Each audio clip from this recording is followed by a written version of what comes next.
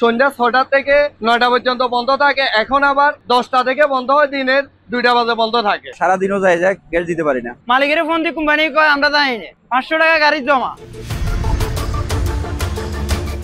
প্রায় এক সপ্তাহ ধরে ফেনীতে গ্যাস সংকট চরম আকার ধারণ করছে। ভোগান্তিতে পড়েছেন লাখো গ্রাহক। সরবরাহ কম থাকায় শুধু বাসাবাড়ি নয়, গ্যাস সরবরাহে বিঘ্ন হচ্ছে সিএনজি পাম্প, ফিলিং স্টেশন ও শিল্প কারখানায়। গতকাল সোমবার ফেনী মহিপালে Haji Nazir Ahmad CNG pump, Fatehpur Starline CNG pump, দেবীপুরে prime CNG pump, universal CNG পাম্পের সামনে দেখা যায় ছোট বড় যানবাহনের দীর্ঘ লাইন। ভুক্তভোগী সিএনজি অটোরিকশা চালকরা ক্ষোভ প্রকাশ করে বলেন, 3 ঘন্টা ধরে দাঁড়িয়ে আছি, মনে হচ্ছে গ্যাস পাবার সম্ভাবনা নেই। নোয়াখালী কোম্পানি হাউস থেকে গাড়ি চালায় আসি, এখানে ঘন্টার পর ঘন্টা মহিফাল বসে থাকা লাগে, লাইনে প্রেসার থাকে না এবং কি 2টা পর্যন্ত বন্ধ থাকে। ড্রাইভারেরও অনেক কষ্ট হইতেছে, আমরাও কষ্ট হইতেছে। আগে আমরা গাড়ি দিতাম 300, এখন গাড়ি দিতে পারতেছি 100। 8 তারিখের পর থেকে গ্যাস পাইতেছি না, আমরা কর্জমঞ্জ করে কিস্তিতে লোনে আমরা গাড়ি কিনছি।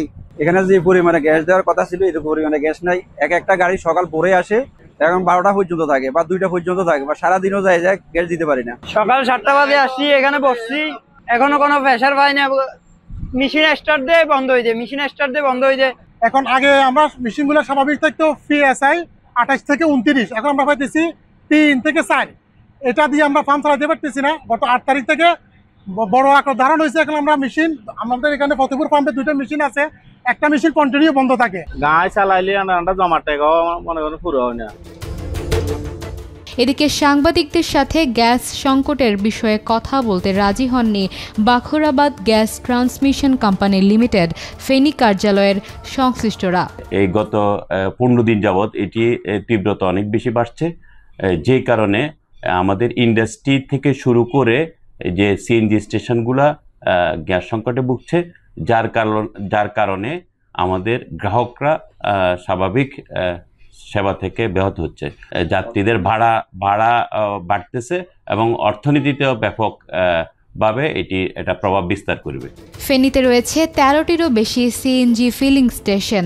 অতি সত্বর সরকারিভাবে এই সমস্যা সমাধানে উদ্যোগ না নিলে কলকারখানার পাশাপাশি সিএনজি রিফুয়েলিং স্টেশন এবং আবাসিক গ্রাহকদের বিদ্যমান সংকট চরম আকার ধারণ করবে।